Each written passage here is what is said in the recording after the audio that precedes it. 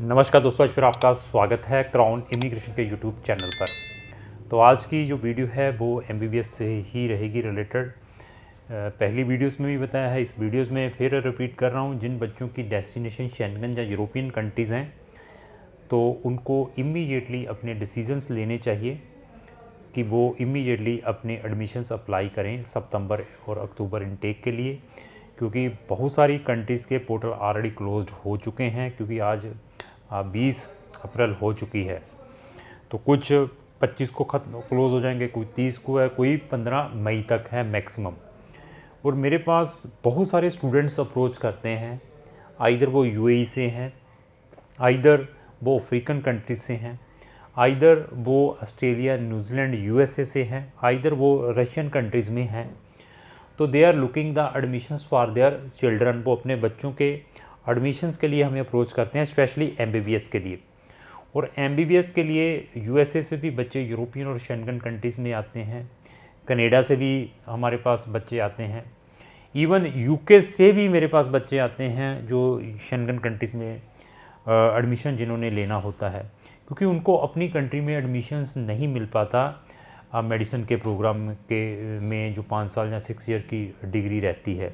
जैसे इंडिया के अंदर कंपटीशंस हैं, इसी तरीके से जितनी भी एडवांस कंट्रीज़ होती हैं, चाहे वो मैं जापान की बात करूं, साउथ कोरिया की बात करूं, हांगकांग की बात करूं, सिंगापुर की बात करूं, या मिडिल ईस्ट कंट्रीज़ की बात करूं, जहां ऑस्ट्रेलिया, न्यूजीलैंड, कनाडा जैसी कंट्री की बात करूं, तो उन बच्चों को जब वहाँ पे एडमिशन्स नहीं मिलता, दे आर अप्रोचिंग अस, चाहे वो ब्रिटिशर्स हैं कि हाँ, क्योंकि वो जैसे आप हमारी वीडियोस देखते हैं, इसी तरीके से वहाँ के जो नेशनल हैं they are also watching our videos. क्योंकि अभी आपने कहा कि मैं हिंदी में वीडियो बनाता हूँ, बट आप मेरी वीडियोस में ऑलवेज चेक करिए कि जो स्क्रॉल रहती है वो इंग्लिश में ही रहती है। तो इंग्लिश में वो अंडरस्टैंड कर जाते हैं। या कुछ हमारे ऑलरेडी एशियंस हैं, चाहे बांग्लादेशी है, चाहे वो पाकिस्तानी है, चाहे नेपाली है, चाहे श्रीलंकन है, चाहे वो इंडियन है, जिन्होंने फॉरेन कंट्रीज़ के पासपोर्ट ले लिए हुए हैं, उन्होंने अपने बच्चों को मेडिसिन के लिए जब वहाँ पे सीट नहीं मिलती व्हाट्सएवर कंट्री में, वो भी हमें अप्रोच करते हैं। अभी सबसे पहले हम बोर्ड्स के ऊपर बात करेंगे, क्योंकि ये वो ही बता सकता है जिनके पास ऐसे केसेस आते हैं।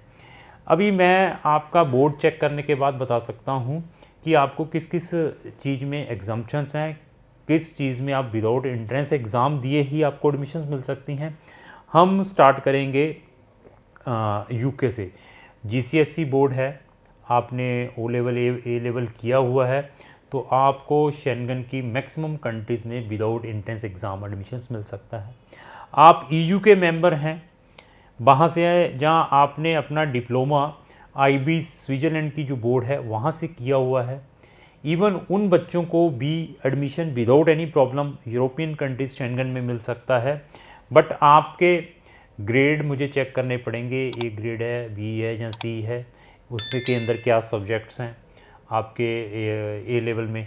तो उसके बाद वी विल टेल यू कि आपको एस्टोनिया में डालना चाहिए, कि आपको जर्मनी में डायरेक्टली ट्राई करना चाहिए, या आपको स्लोवाकिया स्लोवेनिया में अप्लाई करना चाहिए, आपको हंगरी में डायरेक्टली एडमिशन मिल सकता है, या आपको चेक यूनिवर्सिटी के अंदर जो चार्ल्स यूनिवर्सिटी है उसमें विदाउट एनी एंट्रेंस एग्ज़ाम में आपको एडमिशन मिल सकता है। तो ये तो मैंने 2 बोर्ड्स बता दिए। इसके बाद हमारे पास कुछ बच्चे अफ्रीकन कंट्री से भी अप्रोच करते हैं। वेस्ट अफ्रीका जो एग्ज़ामिनेशन काउंसिल है, अगर आपकी एजुकेशन वहाँ से है तो आपके कितने मिनिमम परसेंटेज होने चाहिए, जहाँ आपका नेशनल एजुकेशन जो काउंसिल है या कमीशन है, जो नेशनल एजुकेशन काउंसिल भी कह सकते हैं, कमीशन भी कह सकते हैं, जो कि अफ्रीका का है, ये भी एक बोर्ड। तो आपके परसेंटेज कितने होने चाहिए मैंने फिर बता दिया। आपके परसेंटेज चेक करने के बाद मैं आपको सजेस्ट कर सकता हूँ कि आपको एडमिशन कहाँ पर इजीली मिल सकता है। अभी हम इंडिया के अंदर आते हैं। आपने आईसीआईसी बोर्ड से की है, जहाँ आपने अपनी जो एजुकेशन है वो सीबीएसई बोर्ड से है, जहाँ आपकी एजुकेशन स्टेट बोर्ड से हैं, आपके परसेंटेज क्या हैं, उसको देखने के बाद मैं आपको बता सकता हूँ कि आपको अपना एडमिशन एमबीबीएस के लिए कहाँ डालना चाहिए। ये सारी टेक्निकली चीज़ें वही बता सकता है जिन लोगों ने, जिन कंसल्टेंटों ने कम से कम 60 कंट्रीज़ के साथ एमबीबीएस का काम किया हुआ है। हमने 60 कंट्री के साथ किया हुआ है काम, हर एक कंट्रीज़ की एलिजिबिलिटी के बारे में मालूम है। आपके परसेंटेज देखने के बाद बता देंगे कि आपको वहाँ पर टाइम वेस्ट करना चाहिए या नहीं करना चाहिए। आपका बजट क्या है, ये वही बता सकते हैं जिनको इन 60 कंट्रीज़ का जो नॉलेज है फिंगर्स के ऊपर है। अभी ट्रांसफ़र वाले स्टूडेंट स्पेशली जो यूक्रेन से इफ़ेक्टेड है ड्यू टू वार के कारण, उनके लिए बेटर से बेटर मैं क्या कर सकता हूँ, उनके लिए एक्सक्लूसिवली हमारी ही पूरे यूट्यूब के ऊपर वीडियोस मिलेगी, जिसके अंदर हमने हंगरी गवर्नमेंट ने जो प्रिविलेज दिया है उन स्टूडेंट्स को, कौन सा स्टूडेंट्स एट रिस्क जो सब प्रोग्राम है हंगरी गवर्नमेंट ने स्टार्ट किया है, जिसको स्टाइपेंडियन हंगेरियन स्कॉलरशिप कहते हैं, उसी कैटेगरी में आता है, उसको किस वे से अवेल कर सकते हैं those international student affected from Ukraine वार, वो इनकैशमेंट कैसे कर सकते हैं, ये प्रिकॉशन, ये बातें वही करते हैं जिन्होंने प्रैक्टिकली चीज़ें की होती हैं। तो एमबीबीएस वाले स्टूडेंट्स को वरीड होने की प्रॉब्लम नहीं है। यूक्रेन से इफेक्टेड हैं तो कहीं गलत अर्मीनिया जॉर्जिया जैसी कंट्री में वहाँ के छोटे छोटे कॉलेजों के ट्रैप में मत आ जाएं। आने के बाद यूक्रेन से ज़्यादा इफेक्टेड है, उससे ज़्यादा आपको इफेक्टेड आप उन छोटी छोटी कंट्रीज़ में हो जाएंगे।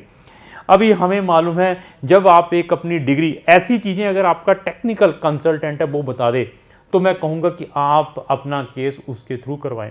अभी आपका ड्रीम है कि मैंने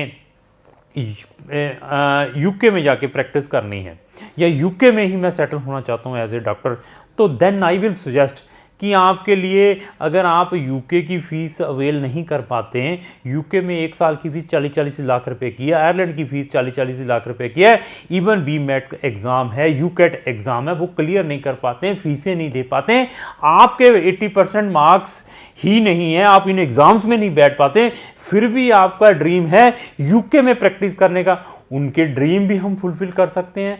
हमें मालूम है कि कौन सी ऐसी यूरोपियन कंट्री के अंदर हम आपको हायर स्टडीज़ के लिए भेजें, एमबीबीएस के लिए भेजें, ताकि आप वहाँ की एमबीबीएस करने के बाद आपको पीलैब जो उनका एग्ज़ाम होता है वो भी, उसमें भी एग्जम्पशंस मिल जाए।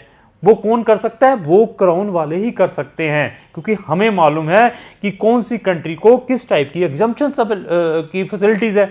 अभी आपका ड्रीम है यूएसए में जाके सेटल होने का या यूएसए में वहाँ पर सेटलमेंट लेनी है, तो आपको अपनी जो डिग्री को किस वे से एवेल्युएट करवाना है, जिसको हम ईसीए एजुकेशन क्रेडेंशियल असेसमेंट कहते हैं कनाडा के अंदर, और यहाँ पर क्या कहते हैं उसके बारे में educational commission for foreign medical graduate, ये क्या चीज़ है, ये किन के लिए एप्लीकेबल है, ऐसी ऐसी चीज़ें कौन बता सकता है? वो ही टेक्निकल पर्सन बता सकता है जिसको इसके बारे में नॉलेज है। क्या आप जिस यूनिवर्सिटी में अपनी एमबीबीएस करने के लिए जा रहे हैं, WHO की वेबसाइट तो जरूर देखते हैं, वर्ल्ड मेडिकल डायरेक्टरी में तो जरूर देखते हैं, क्या आपने इसमें भी चेक किया है कि आपकी यूनिवर्सिटी इससे भी रिकॉग्नाइज है या नहीं है? कौन सी? वही फिर हम बताते हैं educational commission for foreign medical graduates, उसमें भी आपने अगर अपनी एवेल्यूएशंस करवा सकते हैं, एवेल्यूएशन करवाने के बाद आपने यूएसएमएलई में अपेयर होना है।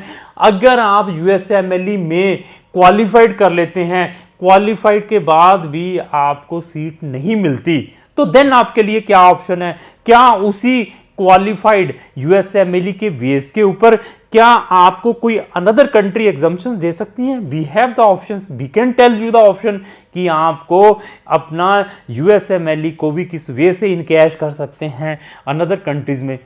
ऐसी ऐसी चीज़ों के बारे में वो ही बता सकता है जो इस फील्ड में लंबे समय से काम कर रहा है।